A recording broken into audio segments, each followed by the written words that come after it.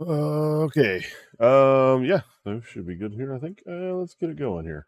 All right. Welcome everybody to another Old Man Gaming Hour show.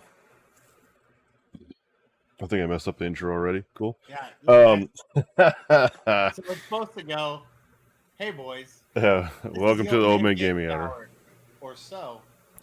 Well, we're gonna Maybe try your to keep it. intro from, We're gonna try to keep it to an hour because I'm dog tired. yeah, no, yeah, we'll bang this So out. We don't even have a main yeah. topic. So as you guys should know by now, Josh and I played in Michigan GT this weekend. Absolutely. Just got home this afternoon from This there, or evening, this evening. Yeah. I think I got home Um, at 10 p.m. yeah, I got home a little sooner, but 7:30, I think. But by the time we got everything in and put away and whatever, it was close to 10, I think. But yeah, so we're gonna do a review show on our games there and our weekend and our experience. But before we get into that, we'll do the regular topics because it's been a couple weeks since we were last live, and Yeah. just gonna get you guys caught up with what's been going on. First, So check your Facebook, your Instagram, your YouTube, your Twitter, and obviously our Discord. Join all our stuff so you can see when we are going to post because we're slackers and we haven't done it for a couple weeks, as well as see when we're going to be doing tournaments, when we're going to be doing Thursday night game nights, all this stuff. So, you know, stay connected. This is the 21st century or something. yeah, you nailed it. Technology. You're getting to be a pro at that. That was smooth, Yeah, like butter. smooth self promotion. You had a whole weekend of practice to get that going. Yeah, I was all I had to do this weekend though was hand out that little thing, the barcode for them to scan. Yeah, it was actually a pretty good idea to do it that way. Yeah, Um, every game I was like, here, scan this, join our Discord, and yeah. then check out the rest of our sheet. And we did get some guys to join, so that was cool. I'm glad we were able to reach out and have people, want to join Discords and things like that. All right, but first topic of the evening will be what we did outside of Warhammer since the last time you guys saw us. Not too in depth stuff. I didn't really have anything going on outside of Warhammer. It was pretty much focused on prepping models and paint and stuff for the tournament. So I don't have anything outside of Warhammer that was out of the normal, work and stuff. So Yeah, what you had some stuff, Josh, though, yeah. right? So obviously we haven't done this for a couple weeks, and the reason is I went to Europe for 10 days, actually about 12 when you count the travel time, and then I had worked after that, and then my birthday came and went. Excuse me. Now I'm an older man that games instead of just an old man. And then hung out at the house. So yeah, I was the reason we haven't been doing many episodes. But Jake made up for it. He did a couple of shows with Hobby, and then I did a show with Hobby, and so we've gotten some other things in. It's just we haven't been able to do this show. So yeah. Yep. So that's about it. What do you got going on your work desk, or what did you have going on your work desk? Well, I'm glad you asked me that. So on the work desk, I actually did Hobby this last couple weeks, on and off for a couple hours here and there. But I did get all of my 12 Morbeg Knights for my list finished painted. Well, let's see, 90% painted anyway. I still have like some detail work to do on them, but they were tournament ready. So Jeff wouldn't yell at me for not having not fully painted models. So that's really all I did. I think actually I finished up. I did finish up the endless spells too, so I could bring those. Oh, I totally forgot. Also finished up a unit of 10 beast flayers. So yeah, it was pretty productive, I guess, over the last week or so. Yeah, you got a ton of stuff in. Yeah, I did. What about you? Did you have to finish anything? Yeah, so I worked on my snakes in prep for MI. I had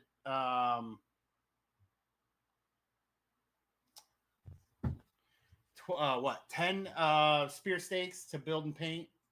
And then I did all my endless spells. Um, so I got all that done about 48 hours before the event. So I'm on par with my huge. Yeah. Um, I plan now that we have some slow time. I'm going to try to get Ethan's army painted so he can start going to some GTs. A lot of his stuff's done, so I'm just going to have to do a couple of the off things that I bought from eBay and such for his list. Okay. And then I'm going to work on my LRL.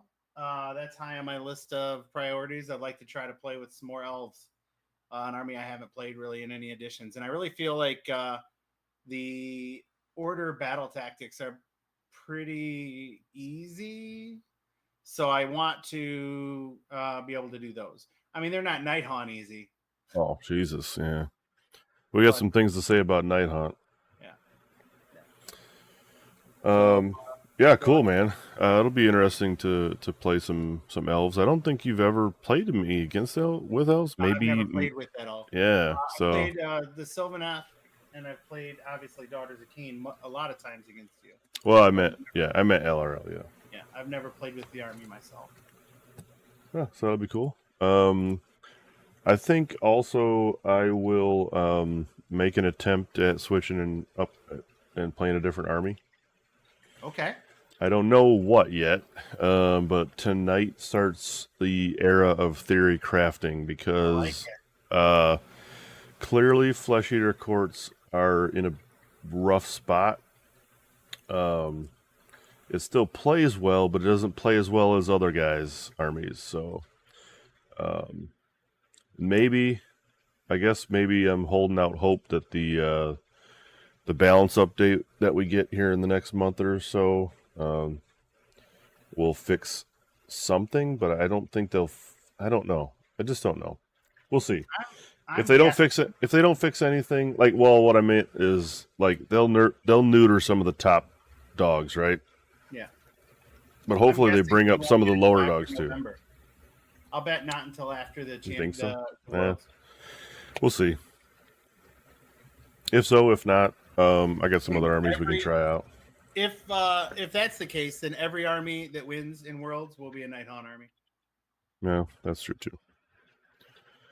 But anyways, yeah. So that's kind of the work desk items that we had this week, or leading up to this weekend. The recent events we already kind of touched on a little bit, and it was Michigan GT, really. We were there. I was actually there Friday, Saturday, Sunday, and played in the doubles tournament that was on Friday. And then also played on the AoS GT Saturday, Sunday, which Josh attended. So it's also our main topic, so we're not going to spend too much time on this recent events segment. But we wanted to make sure that we put something in that segment, I guess. I don't really know why. But getting past that, because we're going to come back to that anyways. Right. Sorry, I just threw it in there. I know. I was reading the notes, and I was like, oops. Yeah, we're going to talk about this in a minute. Upcoming events, though, more importantly, we have our November RTT coming up on November 9th.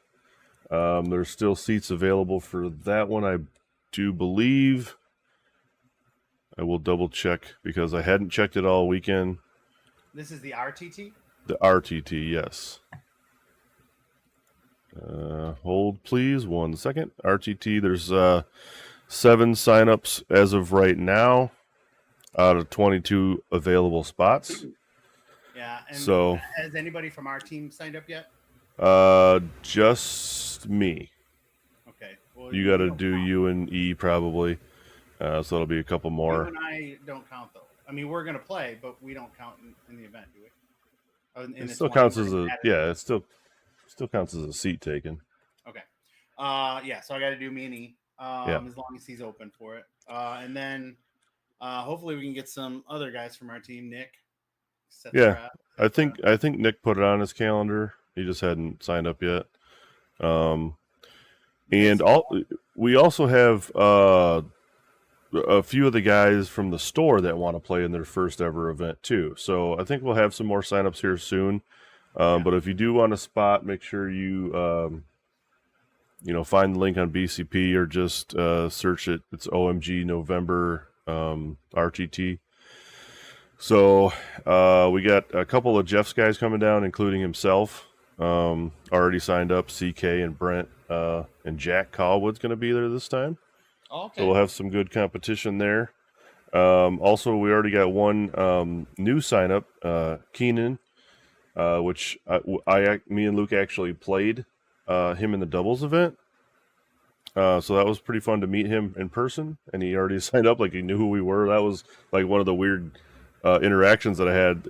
Not weird, but like I didn't know him, but he knew me, and I kind of give him the spiel of the Discord, and he's like, "Yeah, I'm already signed up, man. I'm already on your November event." I go, "Oh shit, cool."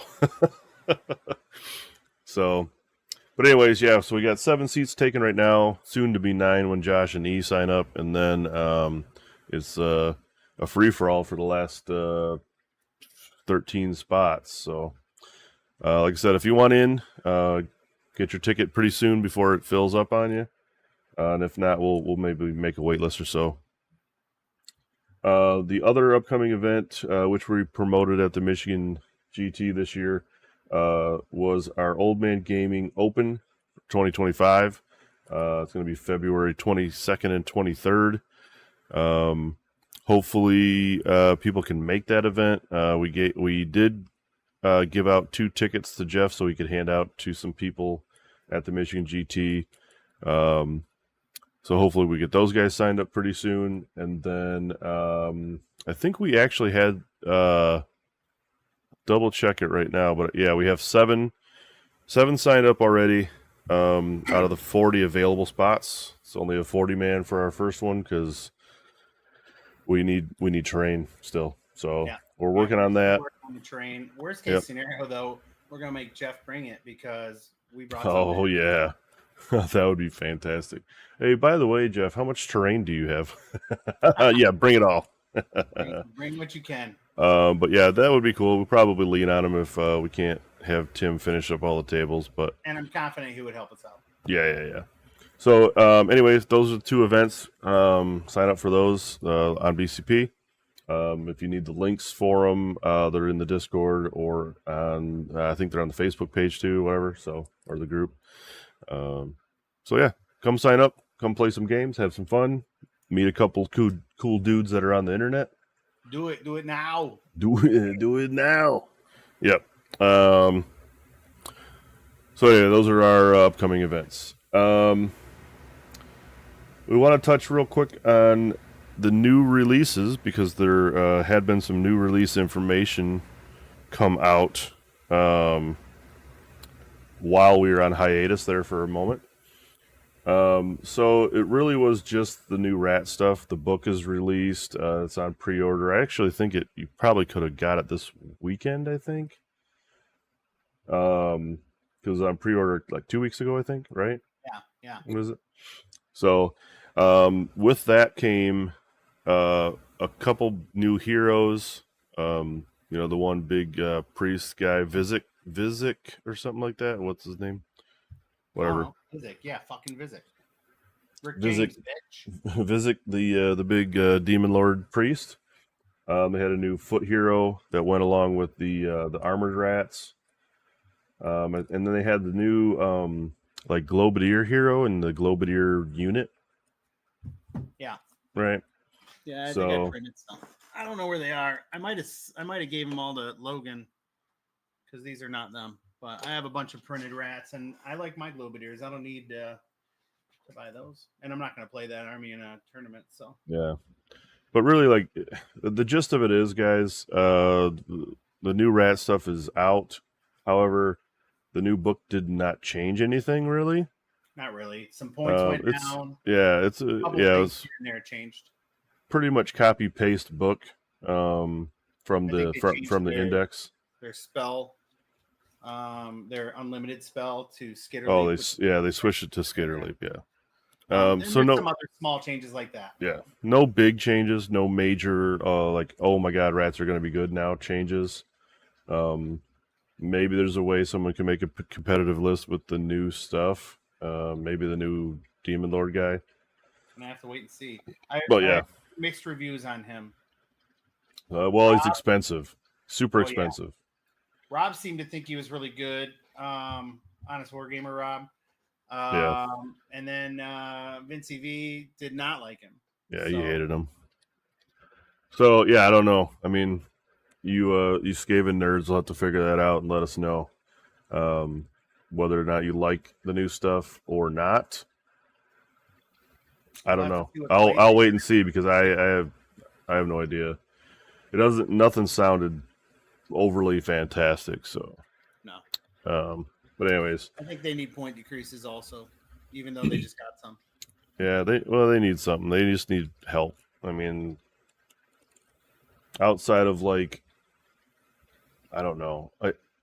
Maybe we can take a look at Keegan's list from the GT. He was the only guy that ran Skaven. And that ought to tell you something too, right? Go to a 100-player event Skaven? And only one Skaven player. Pretty wild, right? So yeah. Somebody came by and said there was 3 armies not even represented: cities, Beastmen, and the Bone Splitters, right? Orcs. Yeah. Just shitty orcs. So anyways, those are the new release notes, footnotes, if you will, of the Skaven stuff. Nothing really to like pull up and go over, like we've done some reviews in the past. There just wasn't enough there really to spend a whole lot of time about it. Right. So real quick before we get into the main topic, we do want to shout out our sponsors, still going strong and doing well for us. Gray Matter Games. Andy, you can find his website at graymattergames.org, is it? It's org.com. You should know. I don't know. Just Google it. I'm tired, and I didn't look up a lot of stuff pre-show, so I'm sorry. But we do have the links. The links will be in the show notes. GrayMatterGames.com. It is .org. See, I told you. See .org. But we'll put the links in the show notes on the YouTube show after the live is over. But yeah, check them out. We exclusively use them right now for our gaming mats and our objective markers. That's true. They also sell some 3D print measurement gauges, which are super handy. Turns out when you're playing events, a lot of people that I played this weekend, I played some newer players, and they were like, "Oh man, we need to get some of those. It's just so helpful." So, yeah. If you played a lot of events, you have a handful of 3D or 3-inch markers and stuff, or 3s or 9s or whatever you need for your army, right? But they got them on the website too. Also, Michelle Anderson, I'd like to give a shout out to her too because she's been generous enough to be a sponsor with us so far. And her website it's an Etsy store, but it's T Fritz Treasures. Nailed it. I'm so good at that right now. But she's got a bunch of cool things too. Objective markers, 40K terrain templates, measuring sticks, stickers that were super popular for some reason with a bunch of nerds at our last event. Yeah. So yeah, check her out. She's got a lot of cool stuff. I want to say that her Etsy store is on vacation mode at the moment, but it has been recently. Yeah, it just she's been real busy, I know. So she might have had to turn it off to catch up on orders or something. Maybe I don't know. Yeah, I have things I want to order, so I hope she turns it back on soon. She's been telling me like that she's been busy for like 9 to 5 on doing her Etsy stuff. So maybe she just got bogged down with orders. I don't know. But keep checking her out and kicking her some cash because she's got some quality stuff. Cool. I didn't write the time stamp down for that, so we'll call it. We'll call it 2 minutes ago.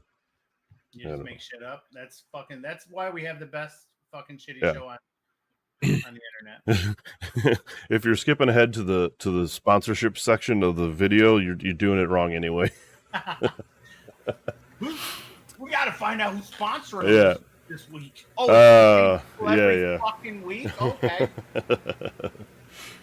We don't have enough clout to have more than 2 sponsors. Maybe we'll add one. I think well, we've been in the conversation with Adepticon. Let's just say that. Maybe doing a like a prequel for their tournament, whatever that's called. Because it's about, it's not a prequel, but it's like a prep, being a prep for their tournament. And it's about a month before Adepticon. So I got you. Yeah. For I've been talking to Dustin from Adepticon, and we'll see if we come up with something. That'd be pretty sweet to be involved with them. Yeah, so. For sure. For sure. All right, boys and girls, what you all been waiting for? 20 minutes in, we did a pretty fast blow through of segments here. Doing some sweeping. That's cool. Let's do that right in the middle of the show. All right. Okay, so main topic, timestamp 2150. Okay. All right. This is what we came to talk about. You know what? Let me run down the doubles real fast, and then we'll get into the GT. Doubles event was on Friday. Was actually really super fun. Jeff set it up to be just like a super fun event before the GT starts. Yeah. Right? It's on opening day. You get in there and play with a partner. And there's a bunch of basically the wins and losses doesn't matter. Right? What he does is he has a checklist. It's a whole page long worth of things that you can do to earn points that get added to your game scores, and then the overall points winning team wins the event. So there's things on there like if you and your teammate have the same haircut, you get some points. If you have the same facial hair, you get some points. If you have matching T-shirts on, you win some points. So there's things like that are done before you start playing. And during the matches, as long as you complete some of the stuff on the in-game checklist, like do a coordinated high five for important rolls. Do a victory dance at the end of the game. Give your opponent a hug at the end of the game, and all sorts of, like, there's a whole list. And do you have to be the winner to do the victory dance at the end of the game? No, you just do a victory dance at the end of the game.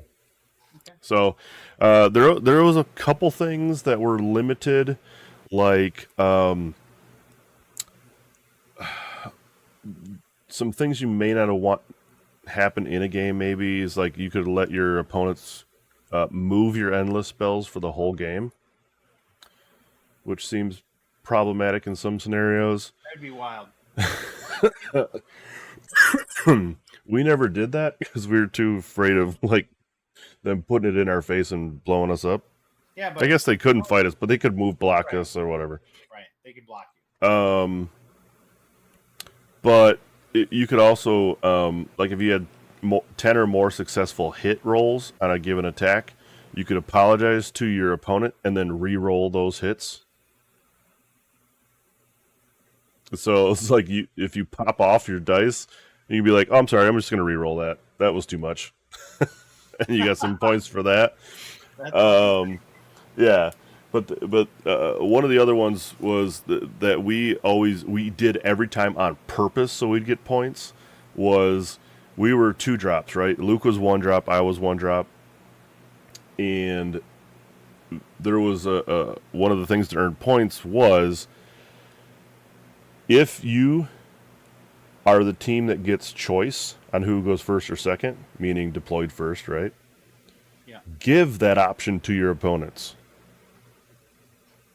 So since we were 2-drops and everybody else we played was more than 2-drops, we always gave them the option, and then just because we had Night Haunt half, and so like tactics for us were like, we don't care if we go first or second. You're just going to teleport the dread blades or do some, do the shenanigans to get the tactics anyway. So yeah, it was an easy choice. So we got extra points for that. But all in all, it was super fun. All people dressed up in cosplay and all sorts of crazy stuff to earn some points. The winning team is on the screen, and this was actually the team that won the whole thing. The 2 chosen, 1 horse. What's the team name? Let me see if they list the. God, they don't list the guys' names. Okay, so I don't have those names handy. I just want to run these. Let's run through these here real quick. Okay. Nobody tosses a dwarf. Yeah. So nobody tosses a dwarf was actually Mike Roush and his dad. Nice. Because they played KO and Fire Slayers. Nice. And literally their list is. Let me show me the list. Nah, shoot. It doesn't matter. I don't know why. Run it down. But the list is funny because the list was an Ironclad and 3 Magma Draws. He said he actually had a unit of bros with his Ironclad too. Oh, did he have him in there? I just walked by the table once and I was like, get the hell out of here. What's more ridiculous is they won 3 games with that. Well, Mike's a pretty good player. Oh, turns out. You're playing 1 fucking boat, a unit of dudes, and 3 magma draws? Yeah. It's not really a winning combination. Dude, 1K aside things is like super ridiculous. Yeah, that's true. I'm surprised you could fit 3 magma draws in 1,000 points and still be like, okay. They must be cheap. They must be. Yeah, so some of these names were pretty funny. There's a monstrous cavalry support group. Yeah. I'm sure that was Vanguard. I don't know what else it could be. The Friendship Mafia, that's a club name.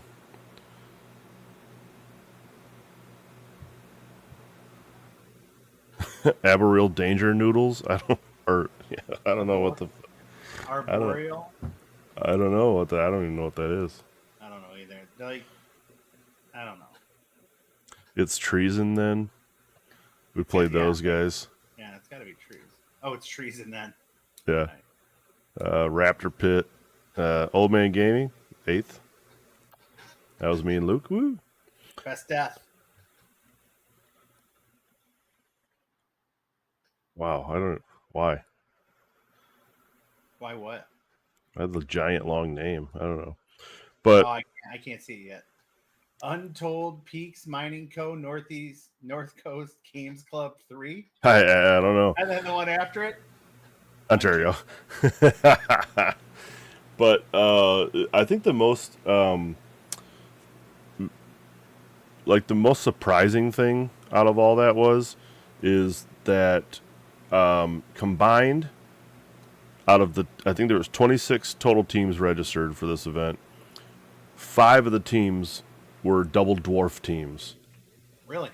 Yeah. So people just wanted to play with their dwarves, and they felt like, well, this is an opportunity. Yeah. And like I said, this isn't like a meta chasing competitive event. Yeah. Although I think Rob and Jack tried to make it that. Rob and Jack they were trying hard, I think. They were giggling like schoolgirls because they 50-0'd their first 2 opponents. But then they got the hammer put on them in their 3rd game, so I guess that was karma, for them.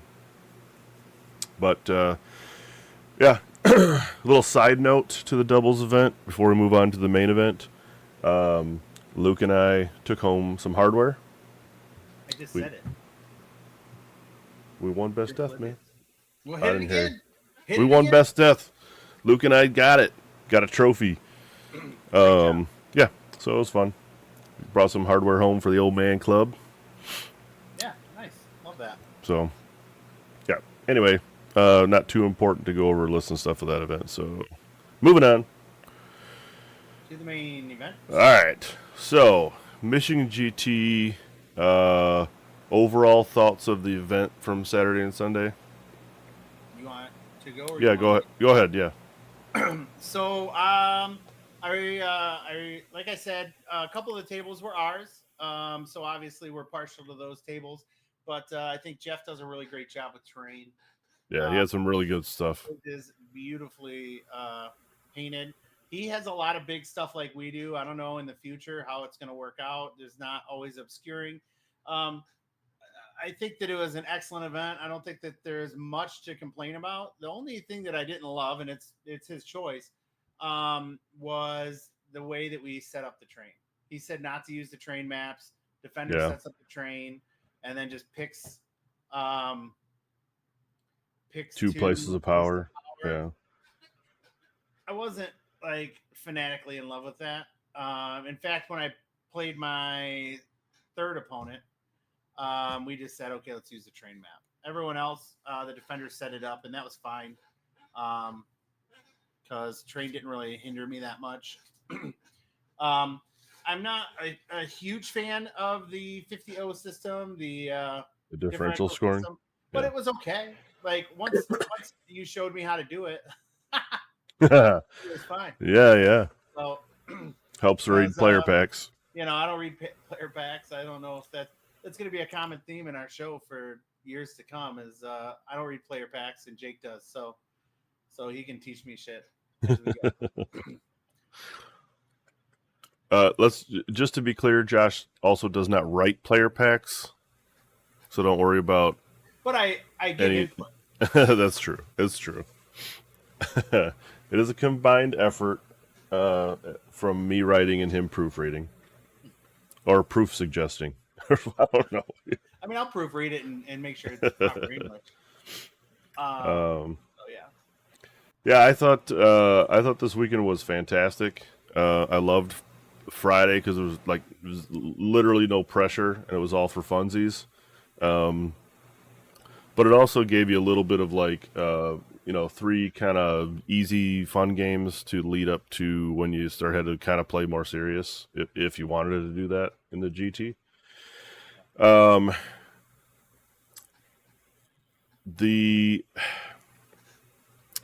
The way that the way that Jeff does the scoring is the way Jeff does the scoring, and it's completely fine, and there's nothing real wrong with it. I think that the only thing that I would change on the way he did it, so he did a combination of total points was the top ranking thing. And it just wasn't reflected on the BCP side of it. Yeah, we were talking about that when we were trying to figure out how people got because how it's listed here on the screen is not how the actual final placings turned out. Now he does have soft scores with a paint score added in, but outside of that, he went by total points scored first. And then wins, and then wins meant anything.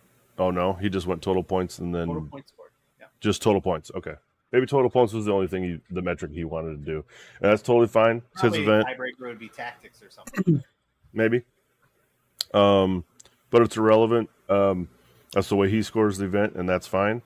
So there's going to be just a little bit of a discrepancy when we talk about who got awards and stuff that. You're well, how did that happen? Well, that's why. It's just total points scored across the board here, plus your paint scores. Yeah. So, most people got the base paint score. Yeah. Unless you had something super beautiful or whatever, but yeah. But all in all, super fun. I got to play a lot of people that I've never met before. And some of them that I've never met, and also were already in our Discord. Yeah. So that was kind of cool. All new people except for one person. We'll get to it. Yeah, just salty Josh. Here it comes. But yeah, so it was super cool. You know, I didn't get paired into someone I've already played at the Michigan GT before or something like that, to where it's like, oh, we came here again and played again. You know. Yeah. Also didn't get paired into Josh or any of our hometown guys, so that was nice.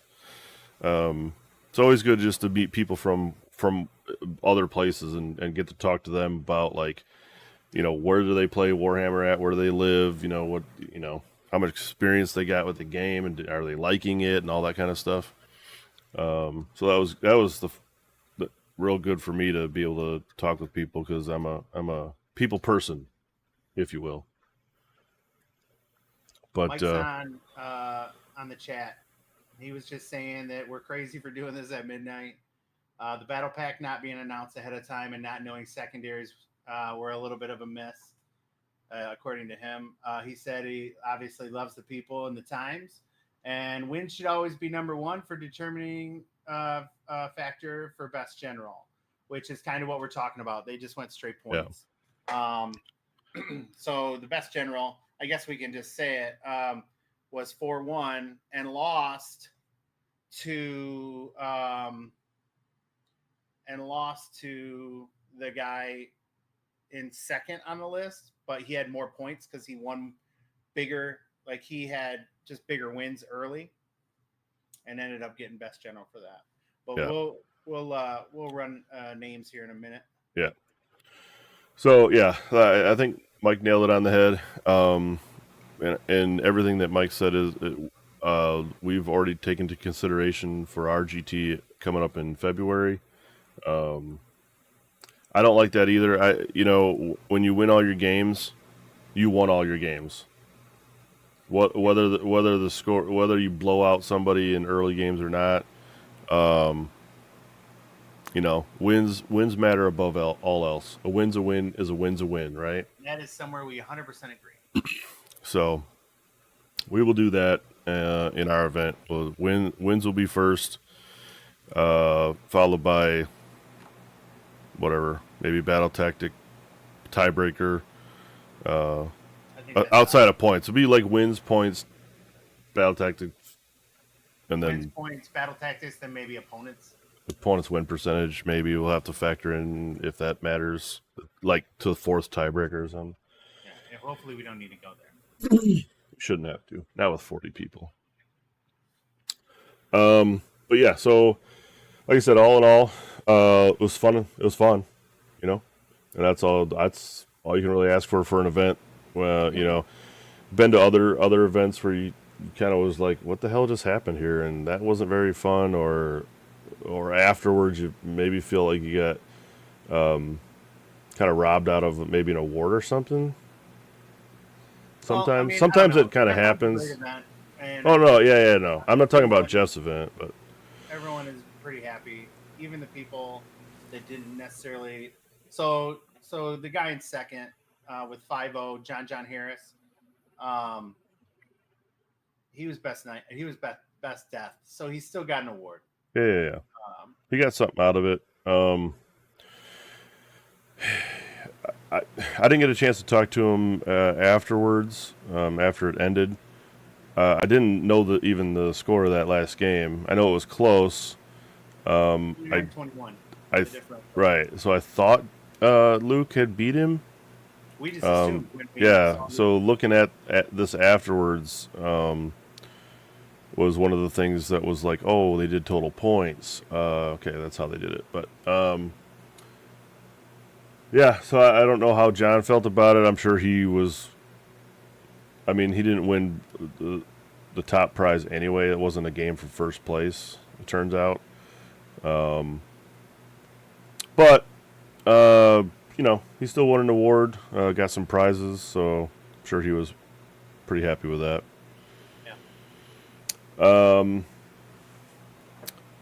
So the overall winner was Chris Thiel.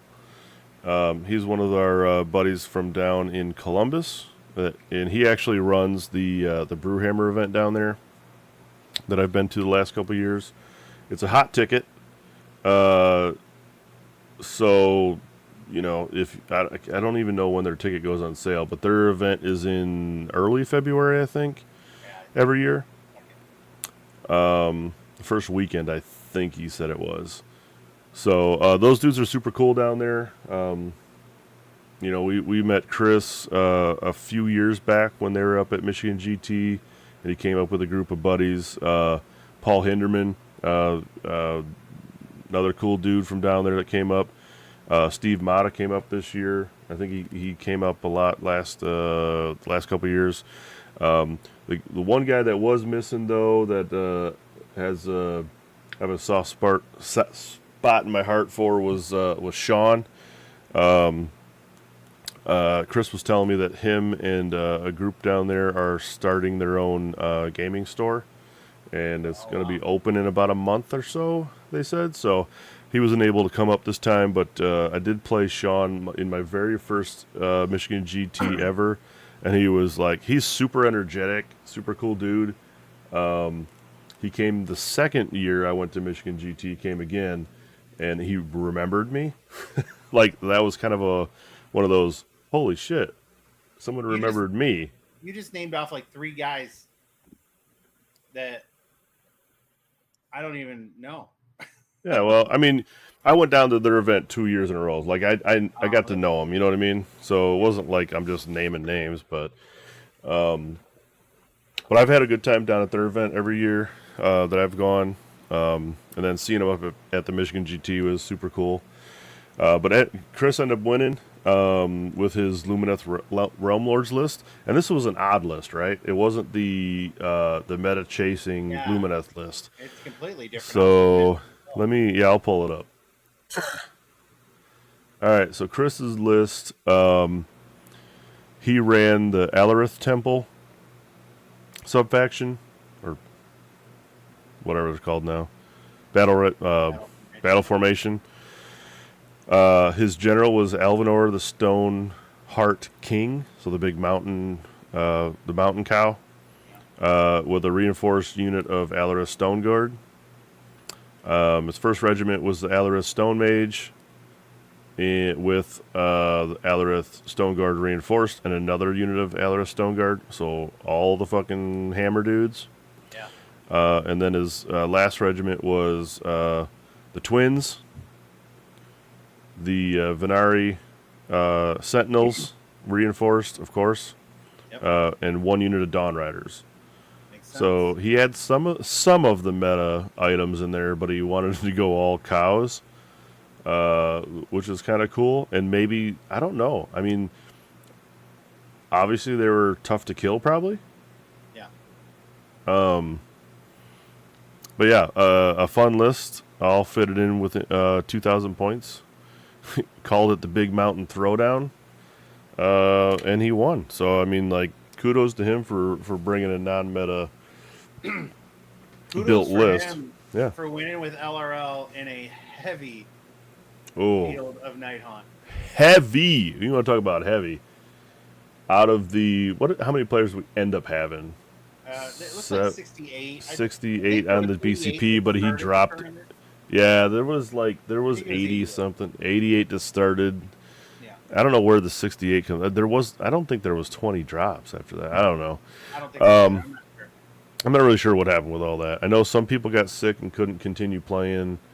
A couple people didn't show up day 2.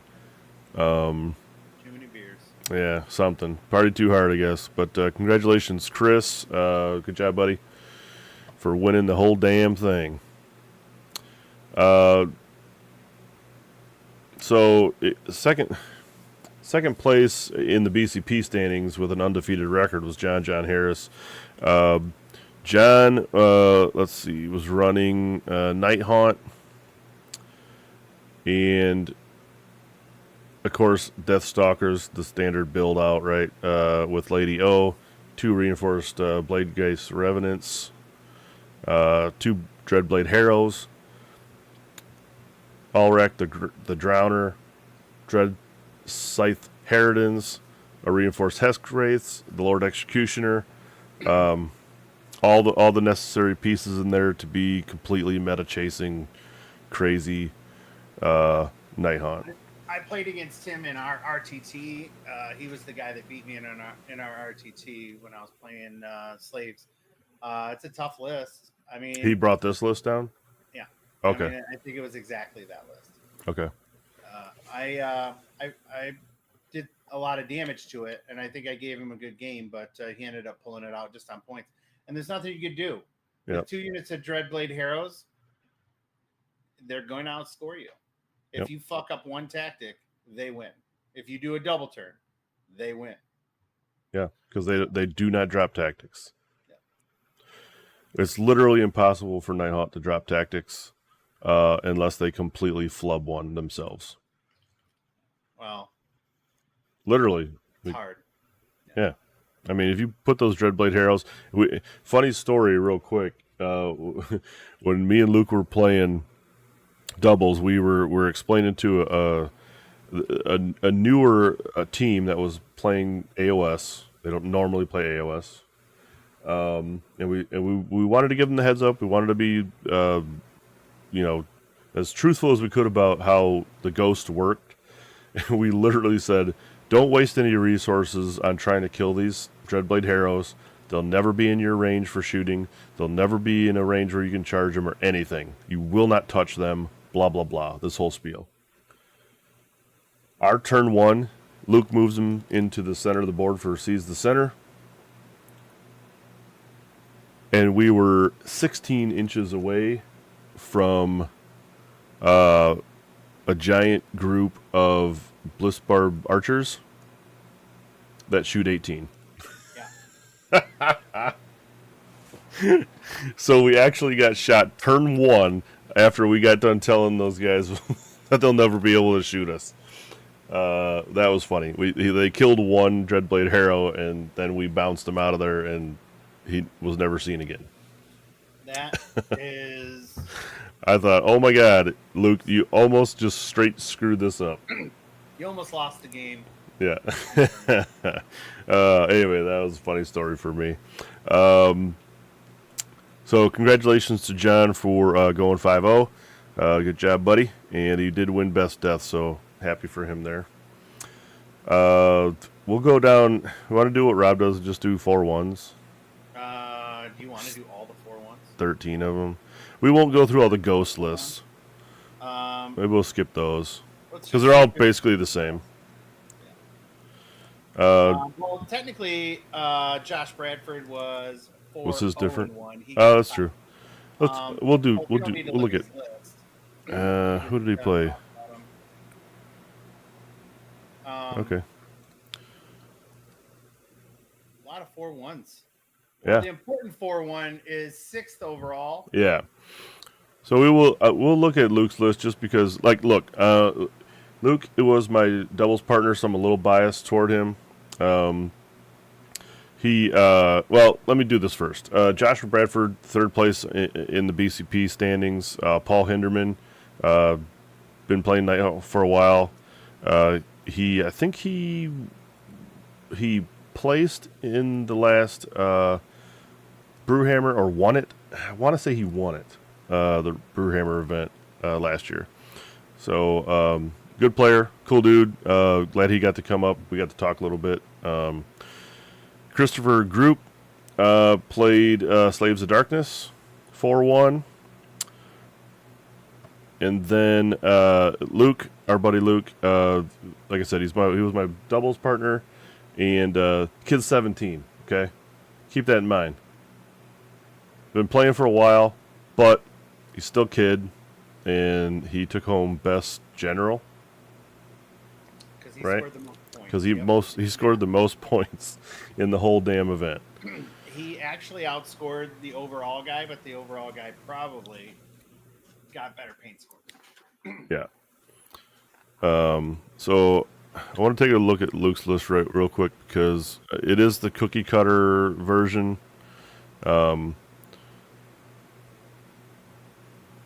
Yeah, it's basically this.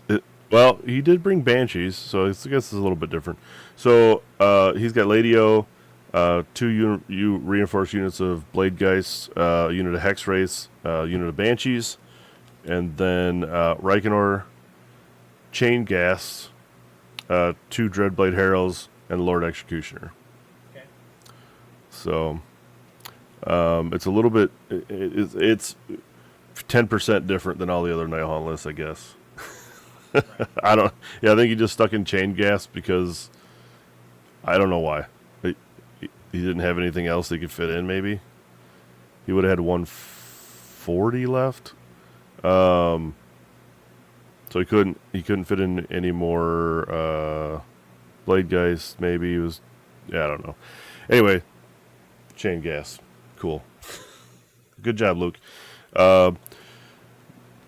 So Luke and Chris both won golden tickets to the Warhammer Championships in Atlanta, along with the coveted tickets to the OMG Open in February. So hopefully see those guys there. If Chris can't make it, because I know he's running his event in February, he said he'd make sure someone got the ticket that could come from their group. So Cool. that'll be fun. Let's see what else we got. Another Slaves of Darkness. Andrew Z-Sing. Jake LaCour with his Daughters of Cain, which was similar to your list, I think, right? Did we say? So. I think it's actually almost The same exact. Yeah. He just was a better player, I guess. Better matchups, I think. Okay. Cameron Swanson. I should have been 4-1 also, but yeah, you got to win them games, man.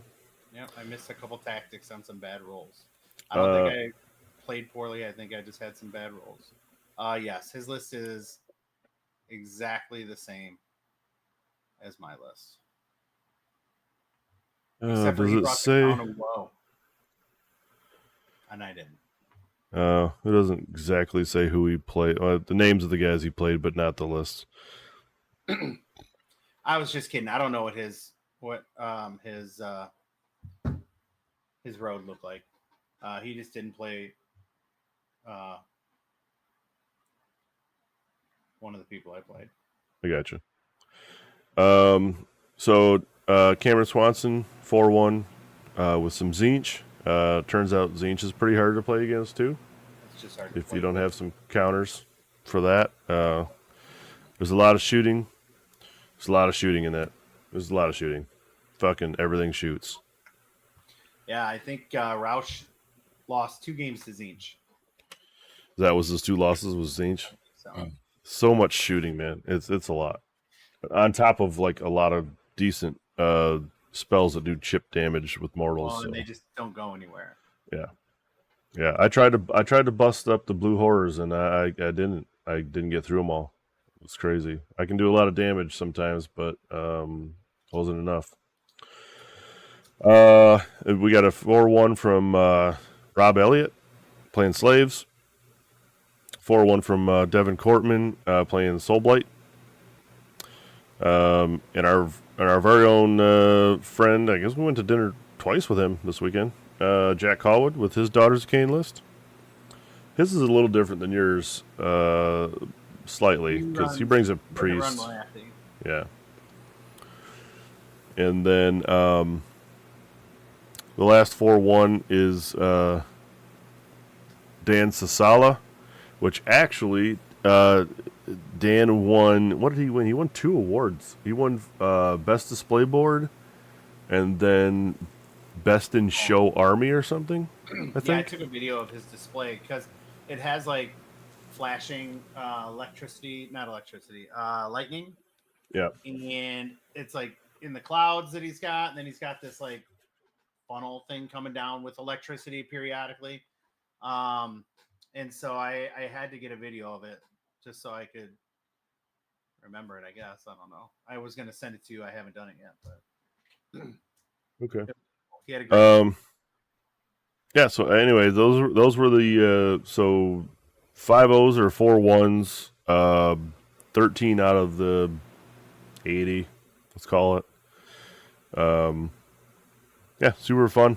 Although the meta clearly is Nighthaunt heavy.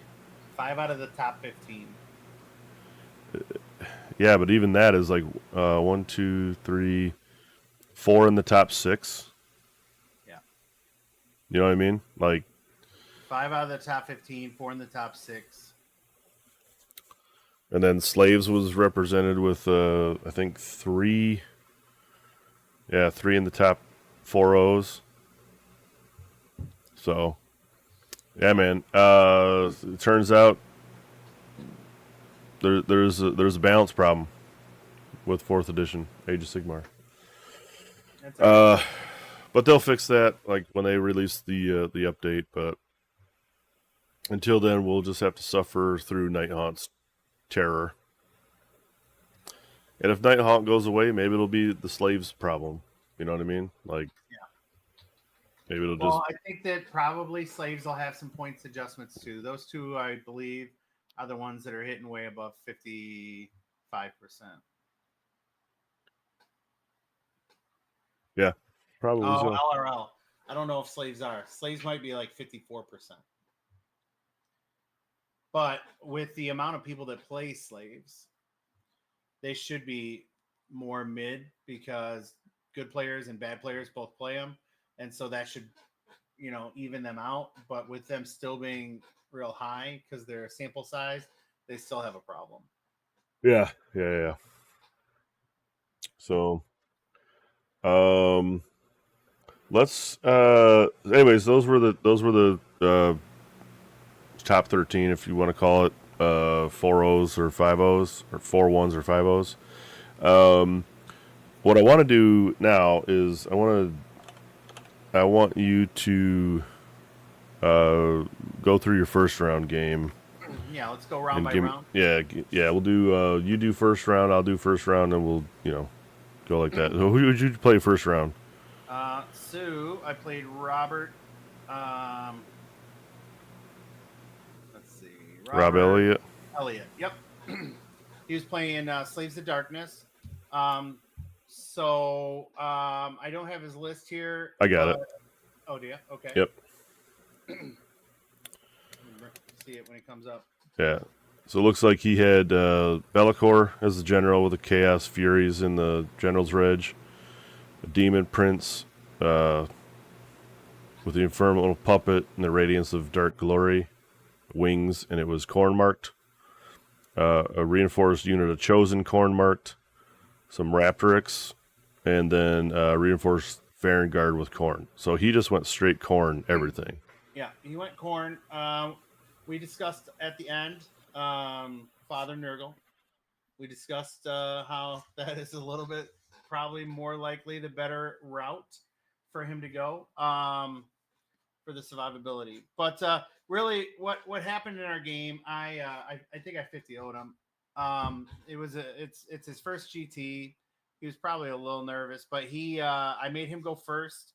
I outdropped him, I think, or I just dropped first. And he brought his Vanguard down a flank, and he was setting him up to charge me next turn. But I mind razored my one unit of snakes, and then I charged him, and it was all over but the crying. I peeled 4 snakes. Next turn, I peeled the other 2. And so he lost his Vanguard. He had Chosen right up the middle, and I just put Marathi into him because I could only take 3 wounds. And then I just smashed that, and he had no hammers left. And then it was just him running away from me with Be'lakor and the Demon Prince. I'm sure that's one of those lists that like he plays his buddies with, or he plays at the store, and they're like, "Fuck you, dude! You win every freaking game." Because I mean, it's a good list, right? It is a good list. Yeah. No, it is. It's strong, and I think it's a playable list as Nurgle. yeah. Well, that's what I mean. Like the list is right. The marks of chaos are wrong. Yeah, and marks of corn are fine. Some people like to bring 2 Vanguard units and bring 1 corn, 1 Nurgle. I just think, or you can just bring Nurgle. Yeah, because you're getting 5 extra swings with the corn on a charge. Whereas Nurgle, I would have never cleared 3 or 4 of those things in 1 turn. And I didn't even do a double attack. I just cleared them. Turns out -1 to wound on everything is pretty fantastic. Yeah. well, -2 to wound is even. Yeah. Oh, I see what you're saying. I meant with a right. Nurgle, yeah. Yeah. Oh, it's freaking ridiculous. I mean, I love my army. I just hadn't got it painted, or else I probably would have played slaves this tournament too. So how'd your so I got a one win game one. How'd you do round one? Well, round one, as you can see from the score, not great. I this was the one game I wish like I did all this strategical things correctly, and then I kind of got cucked and left out kind of in the middle, and like Ushran underperformed.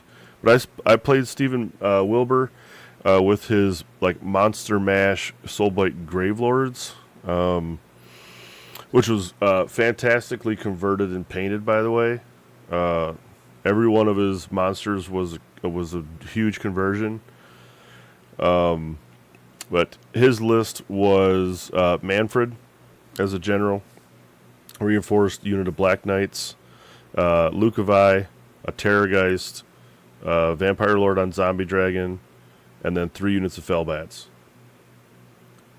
I will say, I thought I had this in the bag from the jump, because I know all too well about bringing big death monsters, and they die instantly as soon as something big hits them. So I think maybe I just thought I was going to win by default, and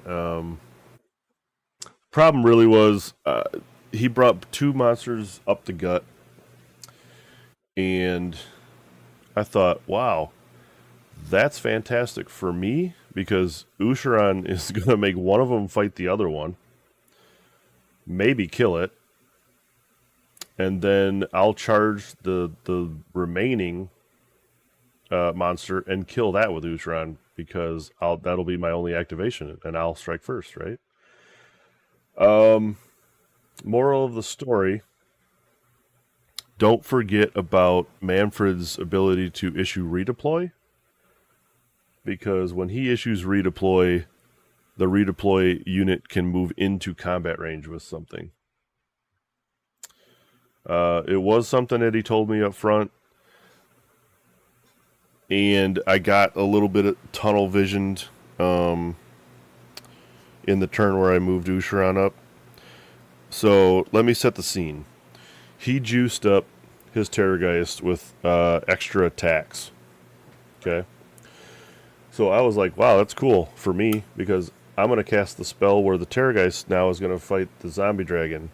And if he spikes a couple 6s, that's a shit ton of wounds going into that Zombie Dragon. So I did that. I got the spell off. I made him fight himself. He rolled 0 6s and only did 7 damage to the Zombie Dragon.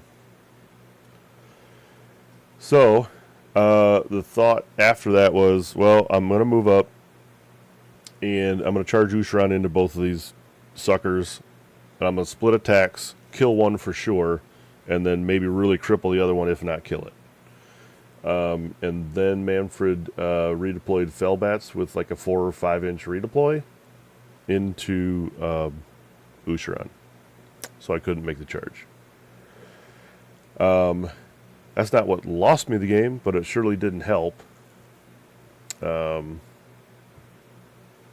it was such a tight spot in between a couple pieces of terrain in the center of the board that where I couldn't also bring a bunch of stuff with Usharan. So I tried to do some flanking and reaching around, but all of his monsters are super fast, 12 or 14 inch moves. And they just caught some of my stuff, and he ended up killing Usharan the turn after. So, it was just one of those things where in my head I was like, if I make this move, half of his army's gone, and I'll win. I'll just win. So, but he played a smart redeploy. I mean, the redeploy basically won him the game, I guess, if you want to go back and look at the one move that happened that was super good for him. But yeah, I mean, I did kill a lot of Fellbats and the Black Knights. But by the time we got after like round 2, he still had monsters, and I didn't have enough power left on the board to fight 4 monsters. Yeah. But anyway, it was a fun game though.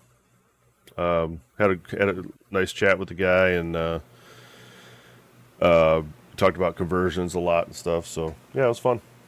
Good. My second round, I played against Jeremiah Julian. Yep. He was playing Stormcast. I ended up getting a 38-38 tie. It was 25-25 in the record, but he out tacticked me, so he got a minor victory, which still hurts my soul that's a thing. He got 4 tactics, I got 3. Honestly, I should have won the stupid game.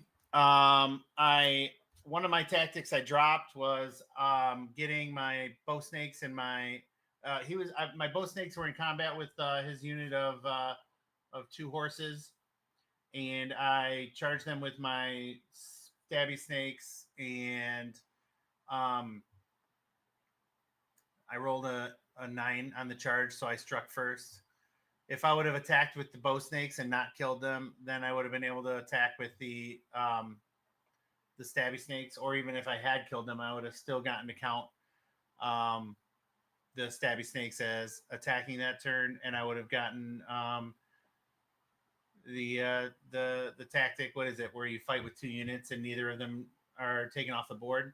But instead, the stabby snakes peeled the unit, and I failed my tactic. Basically wiped his entire army except for his. He had the tank, the dragon left. What is it? Krondus. Yeah.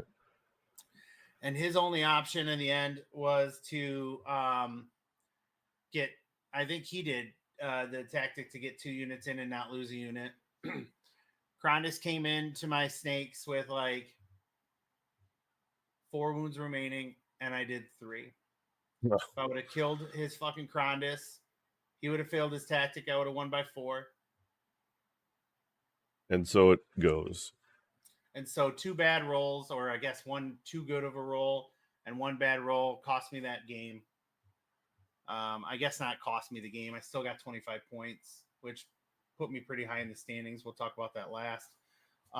But yeah, I feel like I had that game completely wrapped up, the entirety of the game, and somehow I snatched defeat from the jaws of victory. So yeah, but Jeremiah was a super fun opponent. We actually went to time, and we actually held up the tournament a little bit because it was close and like we couldn't talk it out. Yeah. I mean, it was like a couple things we just had to do.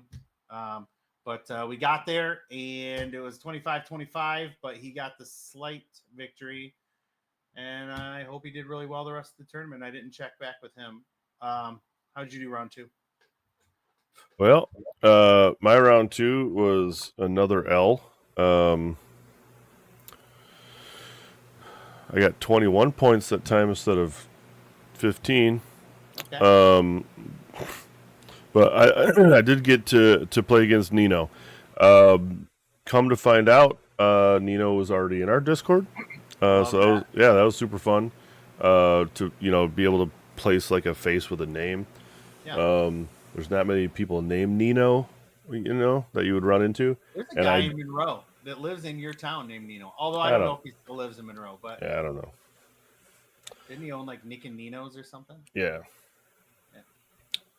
But it's not like he's in a friend group, Oh no, right. Well, yeah. But yeah, so anyways, I've had talks with Nino on Discord before. Didn't put 2 and 2 together that this might be the Nino from the Discord. Right. But yeah, super cool dude. A little bit sad that I didn't get a picture of our game and stuff with him.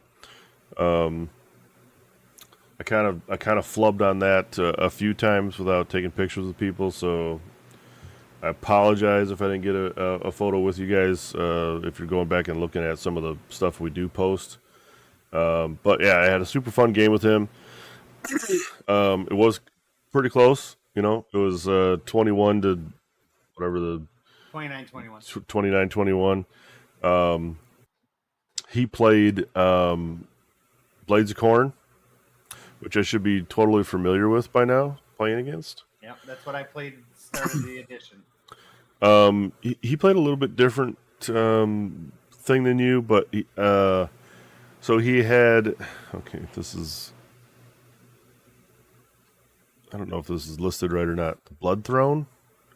Oh, that's the Chariot thing, I bet. With a unit of 10, is this the right list? Oh, no, yeah. A unit of 10 Bloodletters. He did have Bloodletters. He had the Bloodthirster. Like on a chariot. Yeah. Bloodthirster of Unfettered Fury. Okay. And then he had 2 units of Flesh Hounds.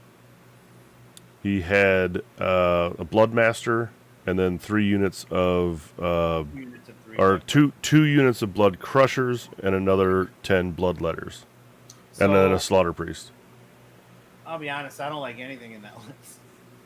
I mean, I guess I like the Bloodthirster of Unfettered Fury, and I like the Bloodletters, but Blood Crushers are severely worse than Skull Crushers. Yeah, he took them just like he was just gonna get like flanks and stuff with them. Those weren't really the problem. His Bloodthirster did some work. He used them differently than you did, though, because every time, because he would do a, which I didn't really understand, because I don't think you've done that too many times to me, is do a redeploy closer to me, and then spend a blood tithe to murder lust into something. Well, it's not. Is murder lust done in the hero or in the movement phase now? I think it is. It must be, because I've played 2 Khorne guys and they both did it. Okay. So, if that was the change from the old book to the index, yeah, it works out. It's like, wow, cool. You can just it's in the movement pretty much move where you want to, and then negate someone's charges. So that was a little bit problematic because you want to kind of stay away from them a bit, but he also had the trait, the Relentless Hunter, on him. Yeah. So when he does when he does Murder Lust, it's 6 inches instead of 3. Oh. So he can just like he could get into you from 12 inches away if you redeployed 6 inches.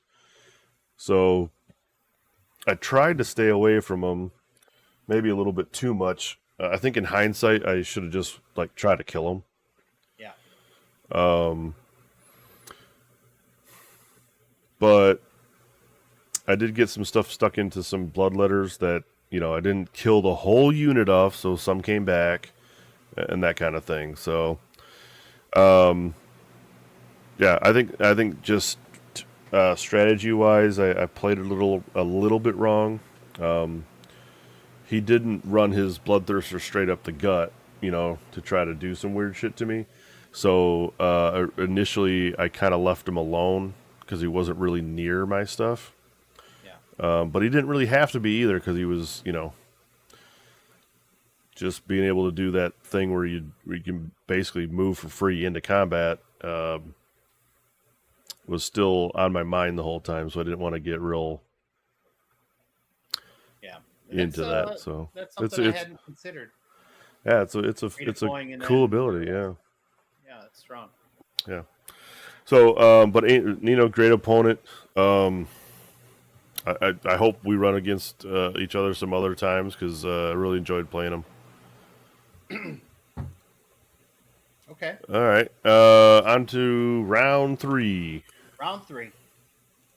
I'm 1 and kind of 1. I see who your opponent is. 2-0. Get out the salt shakers. I draw Mike fucking Roush. My arch nemesis. I think I've played him 38 times. I'm 0-38. I've come close a handful of times. I mean, every RTT, every GT, it seems like we get put against each other. I do just well enough in the first round or two, and then I end up stuck in against him, and then he beats my ass. This was probably the biggest ass whooping he's ever given me. He ended up winning 43-27. I don't know what the differential scoring was. It was You had 9. Okay, so it's 41-9. It was much worse than that, though. He had me basically almost tabled at turn 2. I shook after 2, and then we talked it out. Yeah, I don't know. Ethan plays Oziark Bone Reapers, and I beat him up pretty easily. I played Oziark Bone Reapers in the next round. We'll talk about it in a minute.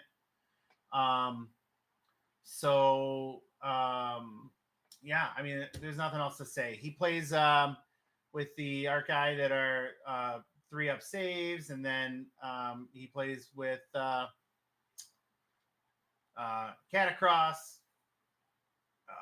the Liege Cavalos. I mean, it's a typical list. It's he just tries to get stuck into you and outlast you, and he did that. His Archai beat up a unit of bow snakes and then came over and did some work on the rest of my army. He got 10 horses right up the middle, stuck into my snakes before I could charge or buff them up. I mean, I killed a lot of his stuff. He killed more of mine, and I didn't really have anything punchy left, and eventually Marathi left the table. Did he go first? I think I went first, and I moved up a little bit to try to shoot at.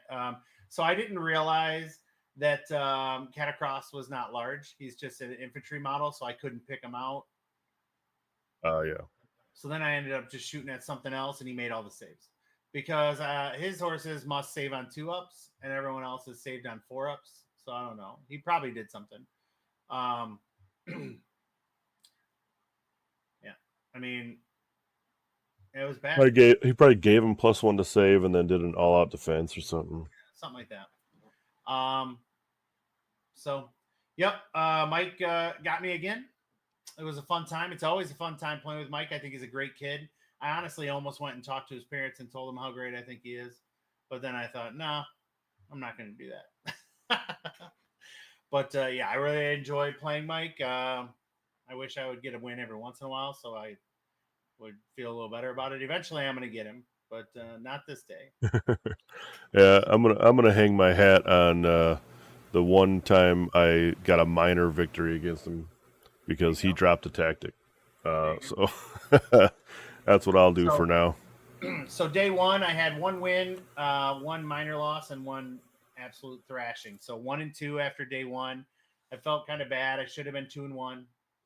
If I would have gotten that win also against my round 2 opponent, chances are I may not have played Roush. Right. Sure. But it is what it is. So go on to your round 3. Yep. My round 3 was an actual W. Was a dub. 28 to 22. Because I played no one. You played the ringer? Yeah. Actually, it was pretty fun. So there was a buy randomly because they had a drop. Random drop. So I actually got the opportunity to play Little Johnny. Maybe probably doesn't like being called Little Johnny. We'll just go with John. So Johnny is a 13-year-old kid that plays D&D at Hoplite Games, and Jeff offered to have him come out and hang out for the day at the GT, volunteer and do some help, whatever. And during the course of the day, Johnny had asked if he could learn how to play AoS. So Jeff filled in as the ringer for the buys that were happening because of drops, and let Johnny learn how to play Idoneth Deepkin. Like I said, we just played a like a training game with him. He had like half a game played under his belt from the round before. So Jeff was coaching him. We didn't really we kept score, but I wasn't trying to be like a sweaty GT player against a 13-year-old that just wants to try the game out and have fun. So I obviously try to do some tactics and whatnot, and we ran through the motions of the game. But Who actually won that game? oh, we didn't finish. Oh, you didn't? Oh, okay. No. No, I did drop 2 tactics. One because I wasn't paying attention round 1, and it was like I was so into like the kid learning the game and stuff, I forgot to do a thing. Yeah. Which was funny to me. And then afterwards, we actually talked at dinner that Jeff cheated round 1 too, or didn't read. He didn't read the full tactic, and he gave himself points, and he didn't actually complete it either. That was pretty funny, but yeah, it was cool. Johnny actually came and hang out with me at my other games throughout the weekend afterwards. I remember seeing him. So yeah, that was pretty fun. But yeah, super cool kid.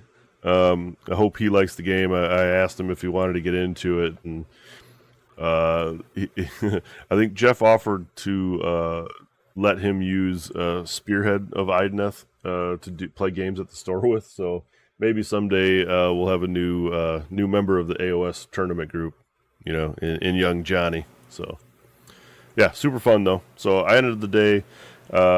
Jeff gave me a win just because it was a bye, but 1 and 2. So we both went into the second day 1 and 2.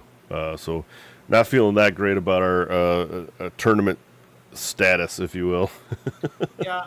I really, like I said, after day 1, I felt like I should have won that game. I should have been 2-1, and I felt that my list was strong. I've actually only lost, well, now I guess officially 2 games, but 1 I'm counting as a tie. I have only lost to Roush with this list. It's literally the only game that I've lost, and so I really felt like I had a strong shot at wiping out my next 2 opponents, and then I did. So I got paired into Mr. Sean Nizik. Sneezik Yeah. or Snezik. Snezik. Yeah. He was one of the Cleveland boys. Cool. He was playing OBR. We played right next to Roush. His list was different. So he brought the Harbingers instead of the Archai, and he brought them in units of 2. When I saw them on the board separated, I said, okay, well, I win this game because they're easy to deal with in 2s. They're difficult to deal with in 4s, and they're not the defensive ones. So I was able to just put units into him and take them out. He had some pretty bad die rolls in our game. I think that really was the key to his downfall. He didn't get any spells off. For instance, Roush kept that stupid, and I don't know why I didn't banish it in hindsight. I was probably pretty tired after day 1 because I generally don't sleep. But he didn't get the spell off, the endless spell that gives -1 to ward saves. So I didn't have to deal with that problem. I got all my saves. Otherwise, his list, the big difference is he brings Archon the Black, who almost made it through the entire game. It was his last model at the end. I ended up tabling him. It was 50-0. Super great guy. So he's, like I said, he's from the Cleveland group. And I told him, I added him to our Discord, and I said, hey, listen, if you guys run some RTTs, I'm probably not going to come down for your game night in Cleveland because it's 2 hours. But if you run some RTTs, I'll probably come over. It's not that far for me. It's really like I could bring you. If you came down to my place, we could roll over every once in a while. And if they ever ran a GT, I would definitely go to Cleveland for a GT. But great group of guys. They brought a bunch of guys. They had a pretty good group. Yeah. Like 6 or 7 of them, maybe. Yeah. Seemed like. So I really enjoyed playing with him. and not just because I won. It was, I mean, it was a fun game. We had a really fun time playing it. You had asked me, you said, how did you beat OBR in 2 turns? Well, I got my snakes into his units and wiped them this time, as opposed. Well, actually, he charged me with a unit of his Archai and with his his big unit of horses. But then he attacked Marathi with the horses, and so I could only take 3 wounds. And I think he knew that because he said he played against them. But he just wanted to start doing damage to her early or something. But I mean, I wouldn't have put 10 horses into Little Marathi. The So 3 Little would have been Marathi, fine. Yeah, or yeah, the Little small Marathi unit. did some damage to them, and then I wiped out with. I used my full unit of spear snakes to smack his harbingers, and then on the other side, Big Marathi hammered a unit of them, and then all of his hammers were gone. Yeah. And so then it was just me, just kind of going out and cleaning up the messes. So it was a great game. We really enjoyed it. Hopefully, we'll get to play again sometime. Maybe he'll get some better dice rolls, and it'll be a little more competitive. But I mean, he made the right moves. I feel like he just didn't get the rolls. So great game, and I 50-0'd that one, I think. Yeah. Yeah, my round 4, going into day 2, I thought, well, fuck it, we'll just have some fun games because I already dropped 2 already, right? So, but I got paired into Andrew Sievert, and he played just fine. Although he had said he didn't really play a lot since 2nd edition. Yeah. So he ran Blades of Corn, and yeah, I saw that game. not a optimal list for a GT, I don't think. He actually named his list the poop emoji. Oh, wow. I didn't even notice till right now. But he's buddies with some of the other guys we play, like Paul Dungeon, or Duggan, and Justin Messer. We've played events with them quite a bit. They've came to ours the last couple that we've ran, and he's in their friend group. And so they got him to come out finally to the Michigan GT, which was cool. I asked him how his tournament was going, like how his day 1 went, and it was one of those, like, in more or less words, he said not great, with some poor body language. So I was like, oh shit, man. Well, I hope we just have fun then, because I don't like to play against people and they at the end of it they feel bad about playing a game and losing or whatever. So Right. I try to keep it upbeat with him. You kind of cheer him on or whatever when he was doing some stuff. So I think he had a good game. He said he had a fun time playing with me, so that was good. I did put an ass kick into him. Score wise, it was 47-3 differential. Yeah, he was playing all mortals. Yeah, that was the problem. I didn't understand that they were so weak. Like, I think a couple things tactically, if he played more games, he would do differently. So he ran the Bloodthirster of Incensant Rage, just so he could do the Splash Mortals, which is fine. Some Flesh Hounds, Lord of Corn, Aspiring Deathbringer, Blood Warriors, Blood Scrader, Slaughter Priest, and then 3 reinforced units of Blood Reavers, which are all the mortal guys that save on 5s. Yeah, I think he just likes the models, and that's what he wanted to play. Yeah, oh sure, that's what he said. He said, I love the mortals, and we even talked to his friends, and I said, dude, it just wasn't that great of a list. He goes, yeah, dude, I don't know, he just loves mortals, so, and that's fine, whatever, play what you want. Yeah. Right? But when he set up all the big bricks of mortals on all 3 of his home objectives, and I thought, wow, that's weird. So it's like he's going to put all these bodies on objectives, so I won't be able to, like, take it from him, because I didn't know how tough they were. I've never fought the mortals before. Yeah. But he he picked his very first tactic was one of the corn ones, I think, where you had, or one of the chaos ones where you had to go kill 2 units or something. I forget exactly what it was. Yeah. Something like that. And then, so he ran his Bloodthirsters straight up the gut, straight at Usharan, and the screen of ghouls that were in front of him, right? Yeah. And I told him what all my stuff did, and the little teeny, what's his face? The Marrow Scroll Herald was right in the middle of that too. And I put him right there, so if anybody charges all that, I can get my strike last and strike first things to pop off. Sure.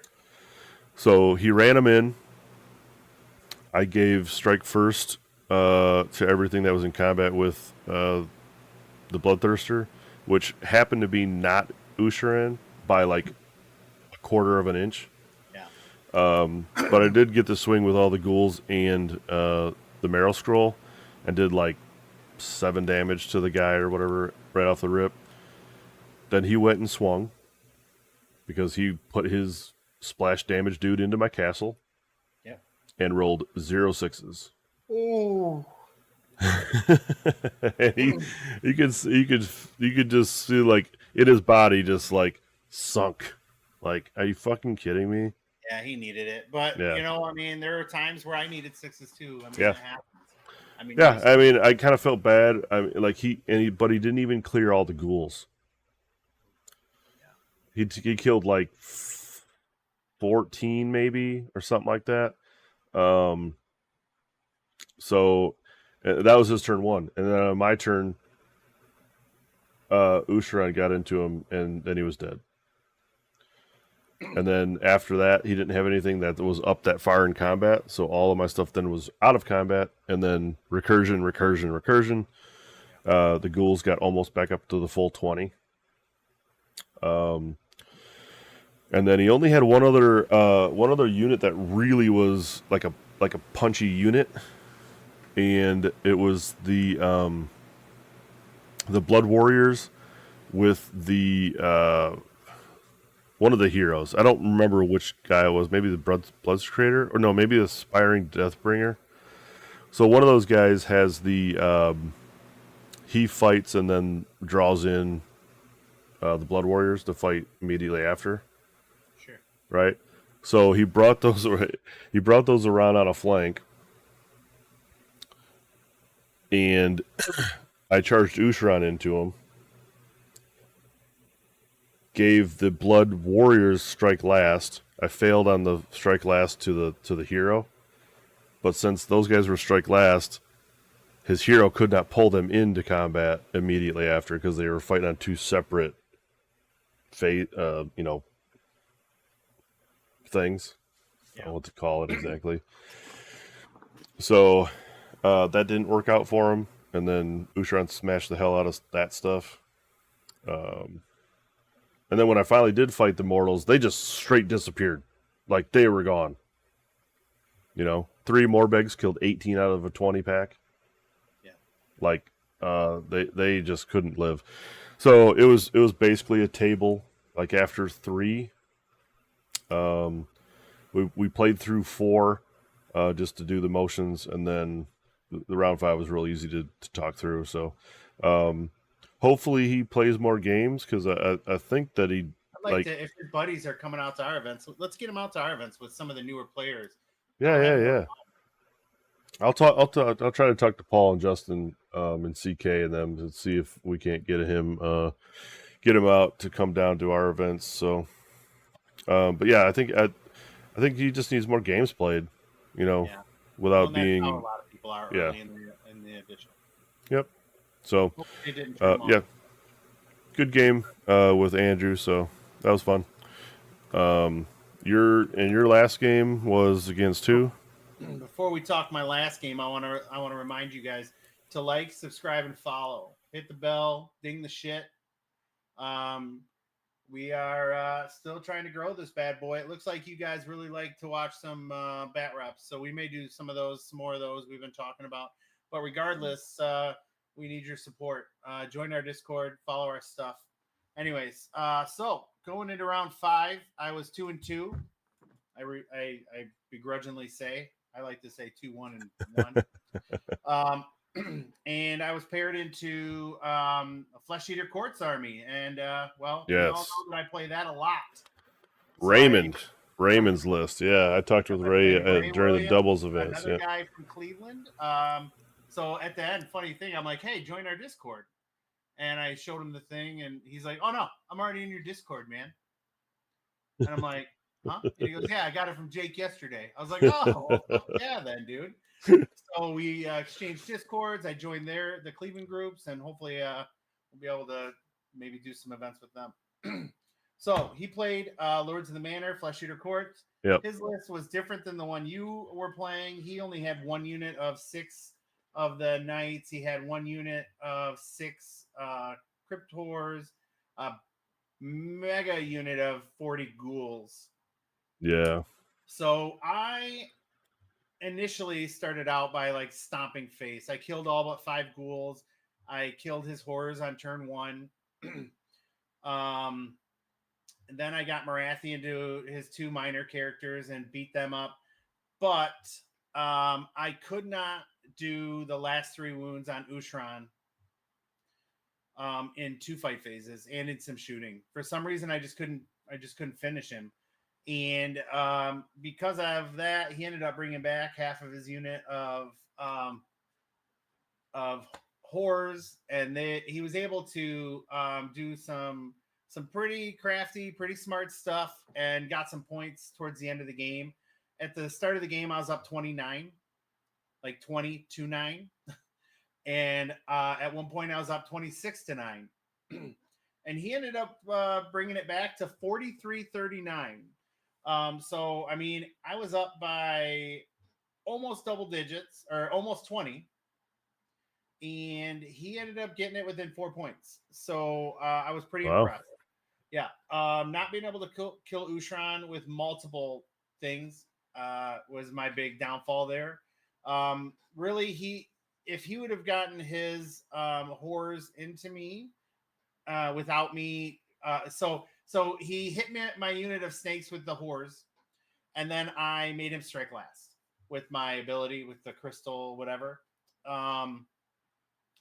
So I had to roll a 5 up, and I did. And so if he would not have struck last, he thought he would have cleared my snakes. I think he probably would have done a lot of damage to my snakes. Yeah, they can put out a lot of damage, that's for sure. One thing I learned in this tournament is apparently my one-time ability, it's once per game per unit, where I can make each unit strike twice. But I can't use it on Marathi. So each one of my snake units, and technically my other ones, I can pay 1 command point and make them strike twice during the game. So that was interesting. I didn't realize that. One of the other doc players told me. But I usually don't need to strike twice. But I did in this case, and so I cleared his horrors. So I did a bunch of damage. I think I cleared 4 horrors. He attacked me back and did a little bit, and then I killed his last 2 horrors on turn 1. And then I kind of just started taking all the objectives and scoring max points, and then eventually he had some, like, he was like, no, this game's not over, and I'm like, okay, we can talk it out. And he's like, nope, it's not over. And I was like, all right, let's play. And he ended up coming back, 43-39. So I give him kudos for that. It's a matchup that I should win every time. I think my biggest mistake in it was just not getting big Marathi into Ushran, because we've talked about that fight 20 times, and I don't think there's a way I lose that fight ever. And Ushran eventually just dies. So if I would have got her over there a little faster, but she kind of got stuck back, taking an objective on the opposite side of the board, and it had that weird deployment, the jagged one. Yeah, the jagged deployment, which that's the worst. I hate it, especially with the way the objectives were set up and everything. It was terrible.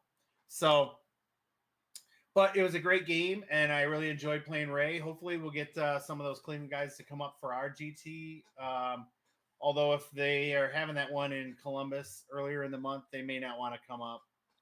Which Discord did he have you join? Do you remember what it was? No, he just added me as a friend and then had me join a Discord.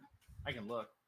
Why did you join one too? Well, I'm already in 2 Discords from Ohio, so I didn't know if it was different than the ones that I'm already in. Yeah, we'll talk about that in a little bit. But yeah, I'll find it for you. So I ended up 3-2, 3-1-1 in my heart. This has been my best. It was my best showing, I think, in a GT. I was 18th out of 88. Yep. So yeah, it was good. So yeah, I was out of the prizes, but I was close. I feel like if I would have gotten that other win and maybe not played Mike, I would have been in the running for something. But yep, 18th overall. At least in BCP, I don't know what I was in points. But I felt happy with all my games, except for that one where I tied. I really felt like I let myself down there.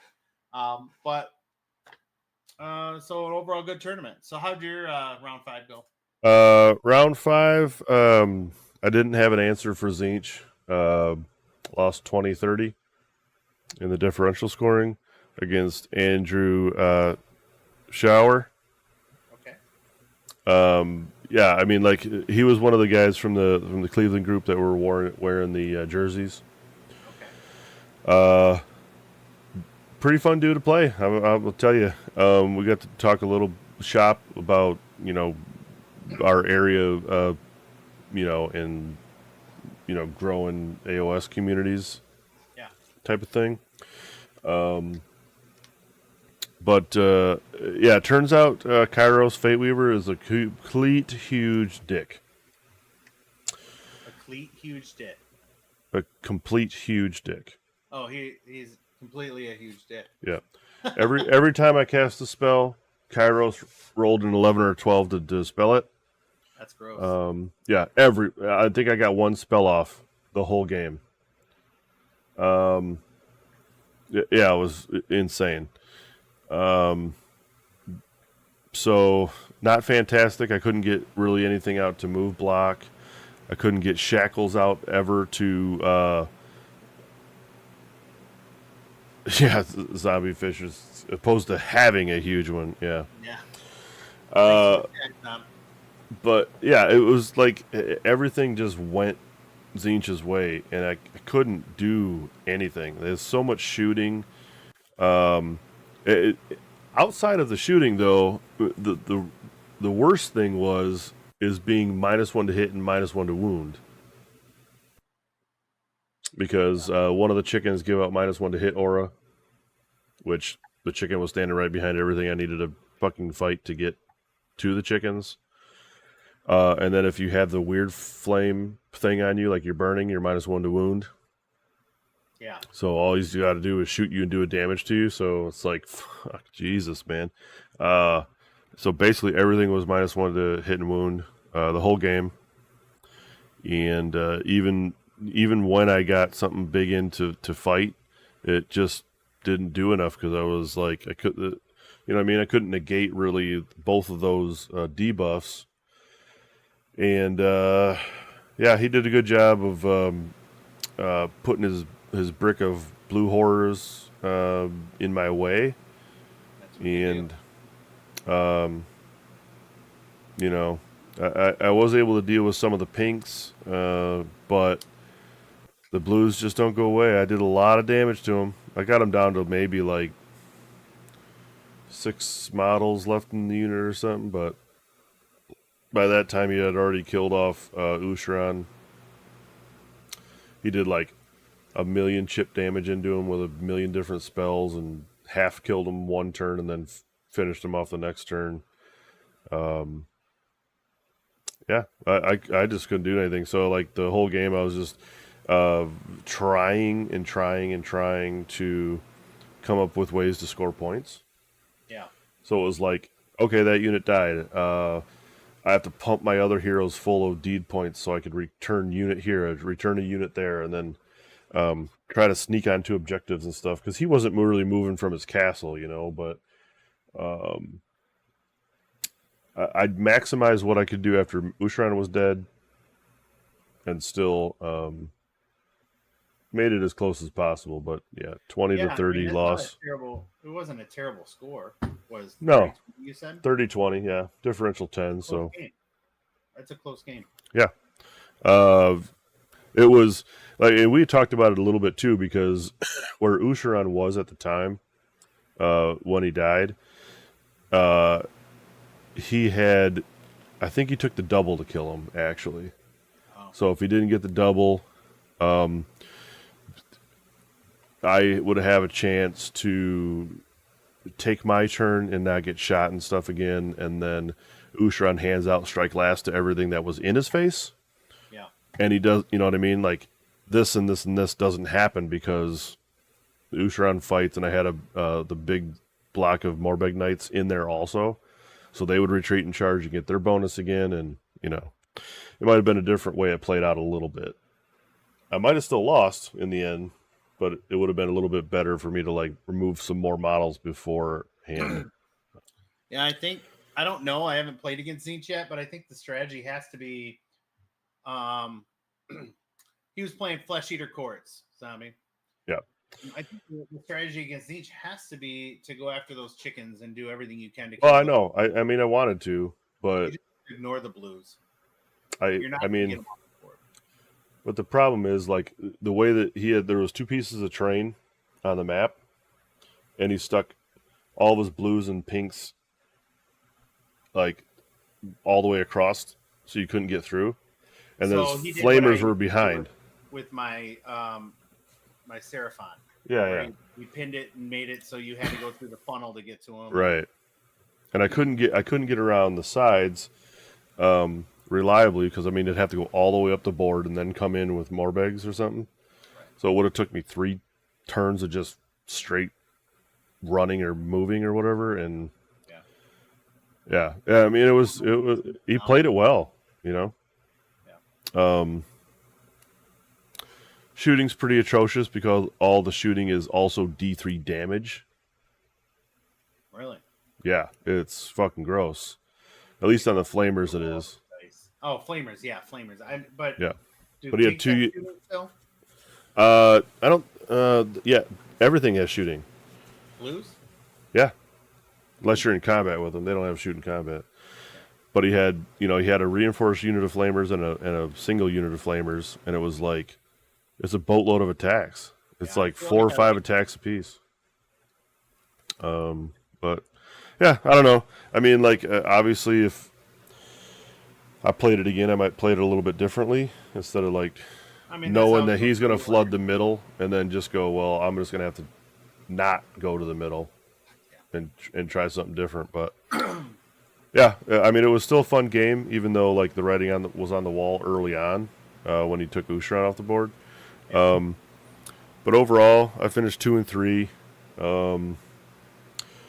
which isn't super fantastic. But Flesh Eater Courts has a ton of bad matchups. Turns out right now, they're on the bottom of the win percentage for a reason. So I guess getting 2 wins out of 5 is probably slightly above the win percentage. Well, 1 was a bye win. Well, I mean, like if I lose 3 in a row, I'm really playing 2 guys I ought to beat at the end. You should end up 2-3. Yeah. But yeah, so I agree. I think I was playing a 4-1 list and just hit under my weight class, and you hit right around where your weight class is. Yeah. Which is the reason you're thinking about what you want to switch to maybe until some point changes or something happens. Yeah, I mean, we'll have to see. I might. Yeah, I think what I'll do is I'll definitely wait until there are the point changes, which will happen. I'm certain before our next RTT, probably, but we'll see. Well, like I said, the Worlds is in November, so I think that they may not make a change. If they do, it's either going to happen. Yeah, it was supposed in to happen every October. 4 months.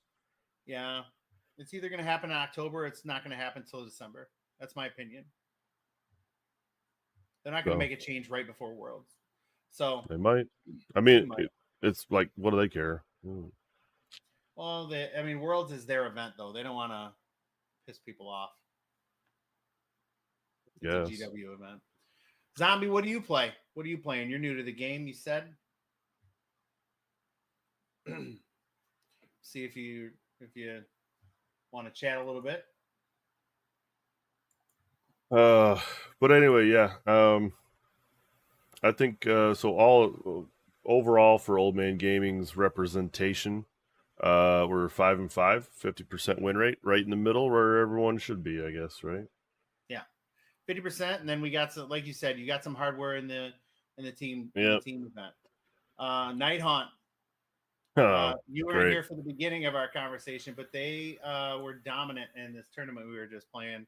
Yep. One of the best armies in the game right now, probably the best by Leaps a and long way. bounds. Yeah. They didn't take overall, but if you look at the standings right there that Jake's got on the screen, in that top 5, second, third, and fourth, all Night Haunt. Yeah. Night Haunt's real strong right now. So if you got the models painted, or not painted, but built up, I'd take them to a local event, kick the shit out of your friends. Game. Yeah. Neither of us play any 40K. We both have some armies. Jake and I haven't played each other. Me and my son have played one game in the basement. It was fun. It's just not really our theme that we're into. We're into the fantasy style, not really the gun style. Although back in the day when I was 16 and Jake was probably 14 or 15, we played some 40K in my bedroom at my parents' house. That's what we used to play back in the day. And then Jake disappeared for a number of years. Yep, but he reeled me back in finally, so here we are. Adults doing adult things. Yeah. The armies I own for 40K, I own some knights. I own Death Guard. I own Blood Angels. I own the dwarfs, whatever they are. I own what are the Space Marines that pull people from each group, like the Special Forces Space Marines. I own an army of those. And Ethan has Zinch army. Yeah, Death Watch. Yeah. So I got all those armies, but I don't play. Well, we put way too much time into AoS to. Yeah, that's our priority. Like, we're really realistically, Zombie. We are gearing all of our content toward competitive play. At least for the most part, anyway. So you'll find us talking a lot about events that we go to or events that we run, alongside some of the things like we were doing when 4th edition launched. We were doing reviews on the rules and stuff. That's but yeah, a more boring content. You can go back and check out that content. We do have a couple of battle reports posted, which we're going to do a little bit more. Oh man, thanks for the follow, dude.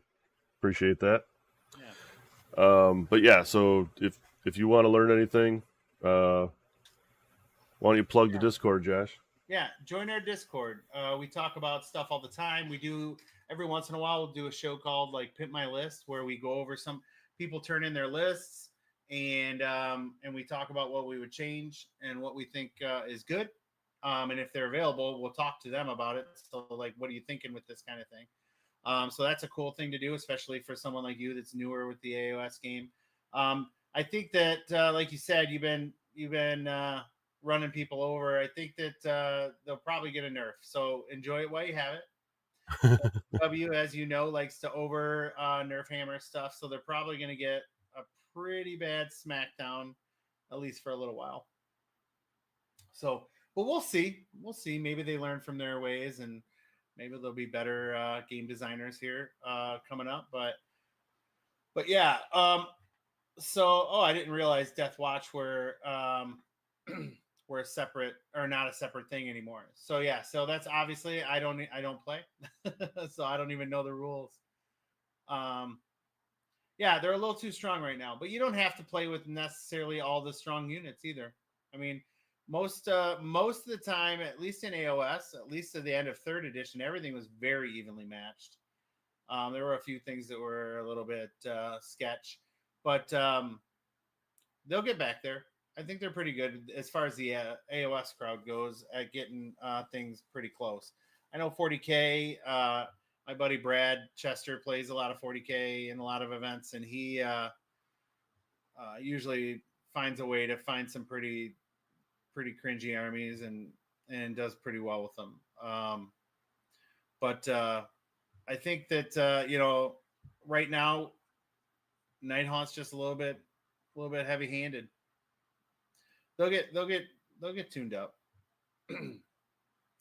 So yeah, Jake linked the Discord right there in the chat. So Yeah, give I don't know if that's a link or not, but you can copy and paste it into URL and yeah, um, join our Discord do and that. say hi in there.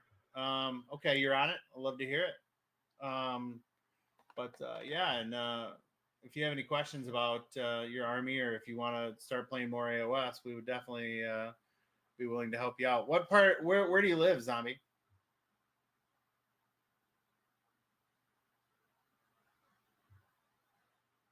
He's like, it's a little behind. Yeah, yeah, I know. That's the only thing about that is slightly behind. Out of South South Carolina. Carolina. Okay, cool, man. Yeah. We're in Michigan. So yeah, if you run a GT down there, send us an invite. We may be able to make it down. You never know. Um, we we do a little bit of traveling. I mean, the farthest Jake I think is gone is Adepticon. Yeah. I think I've gone to New York once in Warhammer Fantasy Battles tournament. So, but we would be willing to, think about going depending on the time of year and stuff. So if you ever do an AOS, we'll be down. And you're streaming tournaments. That's cool. That's cool. We don't have a setup for streaming live games yet. We do everything online. Oh Yeah, shit, man! You went to LVO. That's fucking we would like awesome. to go to LVO. We haven't made it yet. We actually bought bags at Adepticon, thinking we could take this to LVO. Yeah, we do TTS Yep, for for our sure. fat reps right now. Yep. There's if you join the Discord, we got rooms and stuff for looking for games via TTS, so you guys can find some games online. If you can't find games in your local area, or you need some more practice games or whatever, but yeah, you can catch us on there or anybody else that's already in our Discord. We got pretty much everybody in our Discord, I think. For the most part, are normal tournament player dudes. So Good either resources. We're RTTs growing. or whatever, right? So you should be able to get some games in there. Yeah, we're growing. So I think, Oh, Jeremiah Julian joined the Discord. That's cool. yeah, I told The him guy to. you played, yeah. Yeah, I just noticed. yeah. So we try to stream on Sundays. If I'm here in town where I live, we stream at night, usually 11 p.m. We got a little late start today. If I'm up in Lansing, Michigan, where I work, I have to go live from the Ohana room, and I work midnight. So after work in the morning, we'll stream on Sundays. This Yeah, is our first stream in about 2 weeks because I went to Europe and I kind of threw a wrench in the whole thing. And then we were really working hard last week to get our stuff ready for Michigan GT. So we just didn't stream. But we'll be back. We'll be back on a regular, almost always Sundays. Yeah, I went out to Ireland and England. A little time in London, a little time in Dublin, and then went to the west coast of Ireland. Great time. I suggest it if you get the opportunity, go. But I think this is probably it. I think we're both pretty tired from our GT this weekend. yeah. So Yeah, I mean, I played 3 straight days of Warhammer, and yeah, I'll uh, join yours. yeah. It was a weekend. Very fun, but very long.